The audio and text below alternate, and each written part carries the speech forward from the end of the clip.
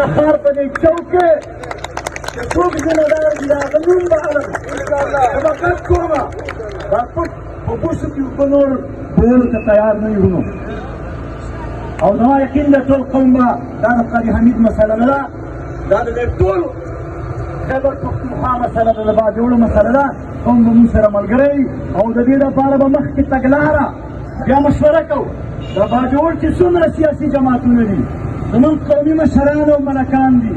زمونږ علما کرام او دیني جماعتونه دي زمونږ تاجر برادري ده زمونږ صحافیان دي زمونږ د ځوانانو هم زمونږ بچي دي خو بهرحال ځوانان دي زما خیال ده چې مونږ بیا